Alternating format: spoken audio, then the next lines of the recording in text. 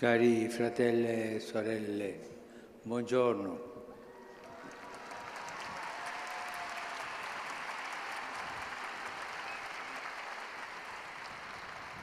Abbiamo riflettuto i primi 3 doni dello Spirito Santo, la sapienza, l'intelletto e il consiglio. Oggi pensiamo a quello che faccia il Signore, quello che fa il Signore. Lui viene sempre a sostenerci nella nostra debolezza e questo lo fa con un dono speciale, il dono della fortezza. C'è una parabola che ci aiuta a cogliere l'importanza di questo dono. Un seminatore esce a seminare non tutto il seme che sparge, però porta frutto. Quello che finisce sulla strada viene mangiato dagli uccelli. Quello che cade sul terreno sassoso o in mezzo ai rovi germoglia, ma viene presto seccato dal sole o soffocato dalle spine. Solo quello che finisce sul terreno buono può crescere e dare frutto. Come Gesù stesso spiega ai Suoi discepoli, questo seminatore rappresenta il Padre che sparge abbondantemente il seme della Sua parola. Il seme però si scontra spesso con l'aridità del nostro cuore e anche quando viene accolto rischia di rimanere sterile. Con il dono della fortezza, invece, lo Spirito Santo libera il terreno del nostro cuore, lo libera dal torpore, dalle incertezze e da tutti i timori che possono frenarlo, in modo che la parola del Signore venga messa in pratica in modo autentico e gioioso. È un vero aiuto questo dono della fortezza, ci dà forza, anche ci libera da tanti impedimenti.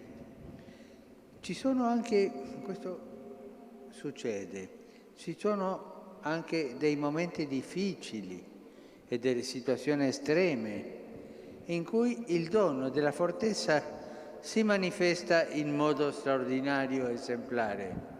È il caso di coloro che si trovano ad affrontare esperienze particolarmente dure e dolorose, che sconvolgono la loro vita o quella dei loro cari. La Chiesa risplende della testimonianza di tanti fratelli e sorelle che non hanno esitato a dare la propria vita pur di rimanere fedeli al Signore e al suo Vangelo. Anche oggi non mancano cristiani che in tante parti del mondo continuano a celebrare e a testimoniare la loro fede con profonda convinzione e serenità e resistono anche quando sanno che ciò può comportare un prezzo più alto. Anche noi, tutti noi conosciamo gente che ha vissuto situazioni difficili, tanti dolori, ma pensiamo a quei uomini, a quelle donne che portano una vita difficile, lottano per portare avanti la famiglia, educare i figli, ma questo lo fanno perché c'è lo spirito di fortezza che li aiuta. Ma quante uomini e donne, noi non sappiamo il nome, ma che onorano il nostro popolo, onorano la nostra Chiesa, perché sono forti in portare avanti la sua vita, la sua famiglia, il suo lavoro, la sua fede. Ma questi fratelli e sorelle nostri sono santi quotidiani, santi nascosti in mezzo di noi.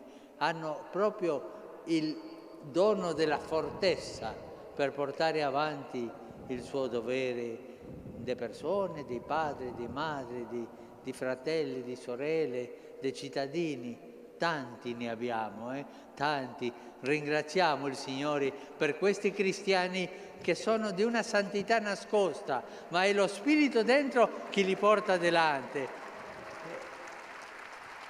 E ci farà bene pensare a questa gente, se loro fanno questo, se loro possono farlo, perché no io? E chiedere al Signore ci dia il dono della fortezza.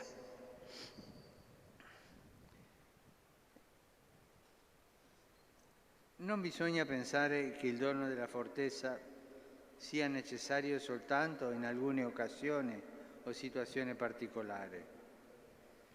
Questo dono deve costituire la nota di fondo del nostro essere cristiani nella ordinarietà della nostra vita quotidiana. Come ho detto, tutti i giorni della vita quotidiana dobbiamo essere forti, abbiamo bisogno di questa fortezza per portare avanti la nostra vita, la nostra famiglia, la nostra fede. L'Apostolo Paolo ha detto una frase che ci farà bene sentirla. Tutto posso in colui che mi dà la forza. Ma quando viene la vita ordinaria, quando vengono le difficoltà, ricordiamo questo. Tutto posso in colui che mi dà la forza. Il Signore dà la forza, sempre, non manca. Il Signore non ci prova più di quello che noi possiamo tollerare. Lui è sempre con noi. Tutto posso in colui che mi dà la forza.